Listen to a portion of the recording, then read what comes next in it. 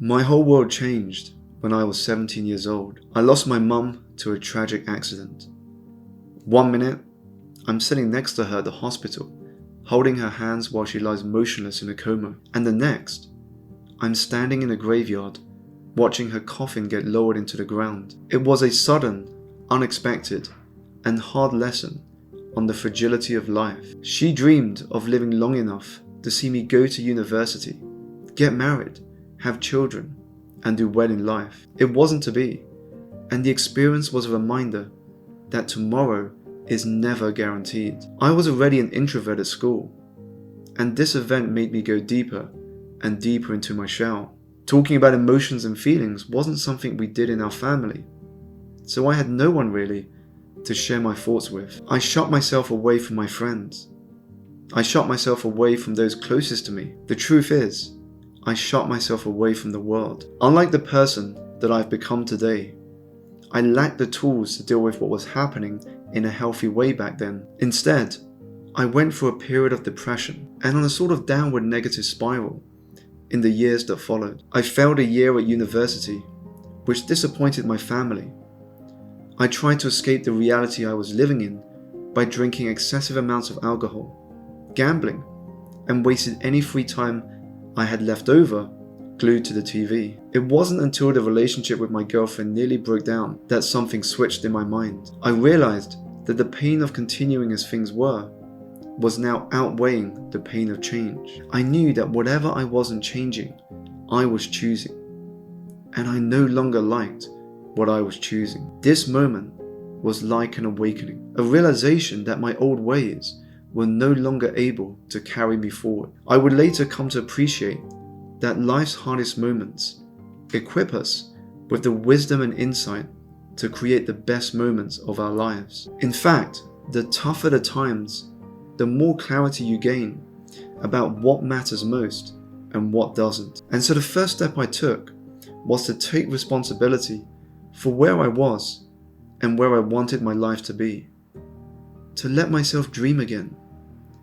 No more blaming, no more complaining, and no more excuses. I knew that if I didn't make the time to start creating a life I wanted, I would be forced to spend a lot more time dealing with an undesirable one. If I wanted something to happen, if I wanted to discover my purpose in life, I needed the courage to get a little lost until I found where I was supposed to be. I had to finally start betting on myself. While it sounds simple, it is far from easy.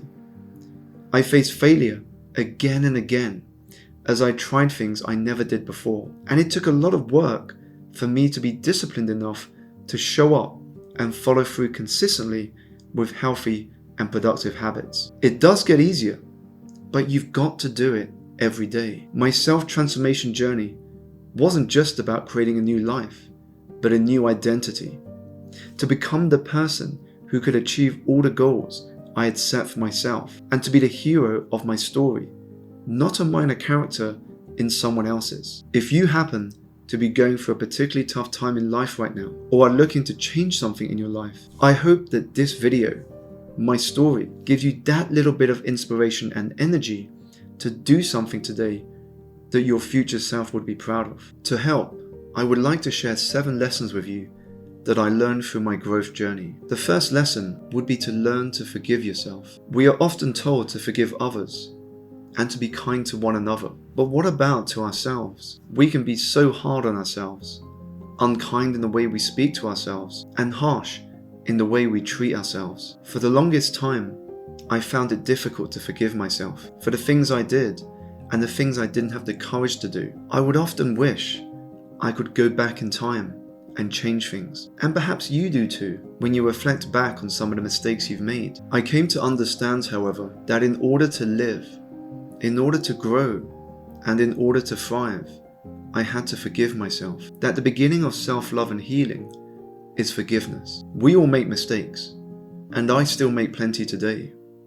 The challenge is to love ourselves despite them, to accept what was, and to move on. We did the best we could at the time, given what we knew then. So we have a choice to make. Do we continue punishing ourselves for past mistakes? Or do we forgive ourselves and start rebuilding. Because no relationship is more important than the one you have with yourself. We deal with our mind from the second we wake to the second we sleep. So being able to forgive yourself is the first step in shifting your mind from being your worst enemy to your best friend. Whatever may have happened in your past, you are worthy of forgiveness. And so it's time to stop accepting a life that's less than what you deserve. The second lesson is to have the humility to ask for help. It can be difficult to ask for help when you don't know how to do something, are struggling, or are feeling a little overwhelmed. Growing up, I used to believe that asking for help was a sign of weakness. And when faced with unexpected challenges in life, I would be told to man up, the boys don't cry, and not to act like a girl. It is no wonder that I found it hard to express my feelings and emotions in front of someone else. I was afraid of being judged and coming across as weak, so I would try and deal with everything on my own, while putting on a brave face, so as to not allow others to see what was really happening on the inside. I refused to ask for help, or even accept help from others when it was offered, and as a result, my mental and physical health suffered during my 20s. I now believe, however, that asking for help is a sign of strength, an understanding and appreciation that we never get to the top alone. In many cases, it can be the difference between failure and success. It is also why I think there is really no such thing as a self-made person. The success that we experience in life is the result of all the people who have helped us along the way, in the small and big ways. The people who treated us with kindness, who encouraged us, who inspired us, who listened to us, or who gave us a chance. I was recently asked about what my favorite chapter in my book Energize was to write, and I shared that it wasn't actually a chapter, but the acknowledgement section, because writing it made me feel a deep sense of gratitude for everyone who has been on this journey with me. The third lesson I want to share with you is being aware of the stories we tell ourselves. Because we live in the feeling of our thinking moment to moment, the stories we tell ourselves can either make or break us. And every moment of each day, we are telling ourselves stories. A story about what's happening in our lives. A story about other people and their lives. A story about our future and what's possible or not. We are constructing narratives based on our life experiences, a perspective about the world around us, and we have to be careful to ensure that the narrative is one that serves us, not limits us. My challenge to you is to start noticing and being aware of what you're telling yourself about everything, because the quality of your stories impacts the quality of your life. After all, we act consistently with the stories that we tell ourselves. If you tell yourself you aren't capable of something, you won't even try. If you tell yourself you aren't worthy of something, you won't work for it. However, if you tell yourself that a better future is possible and you can change things, you unlock the door to an ocean of possibilities and experience a creative awakening. As Ralph Waldo Emerson puts it, the only person you are destined to become is the person you decide to be. Circumstances don't determine your future. The stories you tell yourself about what those circumstances mean do. So the question we must reflect on is whether we need to rewrite the stories we are telling ourselves in order to make the progress we desire. I know that once I began to change my narrative to something more empowering, my life completely transformed. I believed I was destined for and deserving of a better life. I saw losing my mum as an opportunity to make her proud and to live life fully. I interpreted rejection as the universe redirecting me to something better. I became grateful for the unfulfilling jobs and toxic work environments, because they would become a catalyst for me to quit working for others and to start working for myself, to work on my dreams over someone else's. I found myself tapping into the essence of the word pronoia, a word that means the exact opposite of paranoia. It is the belief that the universe is secretly conspiring in your favor, that life is working for you, not against you, and that something good will come out from the struggles you face today. Internal belief, it seems, always precedes external achievement.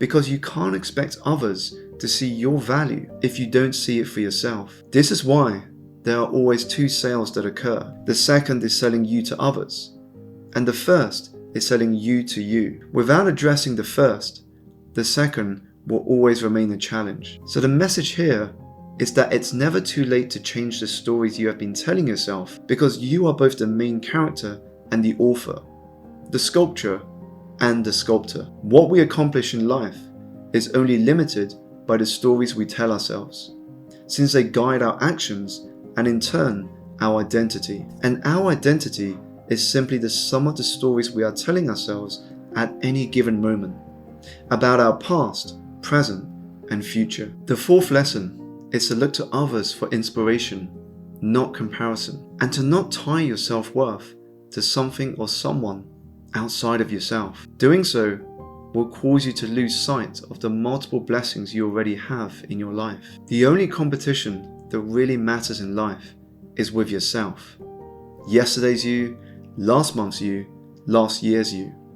If we focus on outdoing our past selves instead of others, we will flourish. I used to compare myself to others who looked successful on the outside, using this as an excuse to remain the way I was and not make the changes I knew were necessary to improve my life. I would point out their privileges. It's easy for them because they have money. It's easy for them because they have a large following. It's easy for them because they don't have my struggles. What I failed to appreciate was that behind the face of everyone we meet and follow online is someone fighting a battle we know nothing about, or someone who shares the exact same insecurities I do. We don't know their stories and what they have had to go through to arrive at where they are today. Everyone's journey is unique and different, including yours. Sharing this with you now reminds me of a beautiful word I came across recently called sonder, which is defined as a realization that each random passerby is living a life as vivid and complex as your own, populated with their own ambitions, friends, routines, worries, and inherited craziness. An epic story that continues invisibly around you like an anthill sprawling deep underground, with elaborate passageways to thousands of other lives that you'll never know existed, in which you might appear only once, as an extra sipping coffee in the background, as a blur of traffic passing on the highway, as a lighted window at dusk. The fifth lesson is that when you do what is hard today, tomorrow will be easier. When you do what is easy today, however, tomorrow will be harder. Too many of us love the idea of getting what we want without sacrifice or hard work. We crave the end result, but not so much the process it takes to get there. We seek out comfort and so run away from hard things because they make us feel uncomfortable. It is why many of us are attracted to get-rich-quick schemes that draw us in with empty promises of growth without discomfort. I tried to chase shortcuts like this early on as an entrepreneur, only to lose time and money to something I wasn't really passionate about. The fact is that nothing worth having in life comes easy. The journey of growth is rarely a straight line and a smooth ride. But your ability to do hard things is one of the most powerful skills you can develop. Behind every success you see and hear about are years of hard work that was put in, and sacrifices made that the media often ignores when glamorizing the end result. Many of us fail to therefore appreciate that it is what we do in the dark where no one is watching that puts us into the light where everyone is watching. In other words, to shine in the light, you must embrace the work in the dark. If you want to enjoy a life that most can't, you must do what most won't. Doing hard things will set you apart from the majority, because most won't do more than what is necessary. And as you begin to set yourself apart from the majority, you will slowly become a magnet for opportunities, experiences, and success. As Tim Ferriss puts it, 99% of people in the world are convinced they are incapable of achieving great things, so they aim for mediocre. Don't be 99% of people. You are capable of achieving great things if you are willing to put in the work, time, and effort required. And keep this in mind, it is rarely the things we do in life that we regret at the end of our lives. Rather, it is the things we didn't do. The sixth lesson I feel is important to share is that you don't need to have it all figured out in order to make moves towards where you want to be in life. I didn't know if things would work out when I quit working for others to work for myself. I would never have imagined then that I would get to do all the amazing things that I'm grateful to do today, such as speaking to you right now and being invited to share some of my insights on stages across the world. One of the greatest tragedies in life is that we wait so long to begin living it. We let our fears, our doubts, and our insecurities hold us back, and so we wait until we have it all figured out and feel ready, which results in us taking no action and spending years going sideways or nowhere, eventually arriving at a point where we feel lost and behind in life. It's easy to play it safe and avoid taking any risks in life, but that isn't living. It's a sure path to a life full of regrets. The reality is that nobody has it all figured out. A lot of people message me and have told me that I seem to have life all figured out. Not at all. I'm still learning, making mistakes, and winging it in some cases, as I'm sure many are too. Once I took responsibility for my life, I didn't want to regret not trying and taking some risks. This doesn't mean to say I'm not fearful or doubtful anymore. I am, but it doesn't hold me back in the same way it used to. I embrace them and take action anyway. And this is what courage is about, the belief that you will be fine despite the fears you may have. So be bold and take some risks today. While not all risk takers will be winners, all winners are risk takers.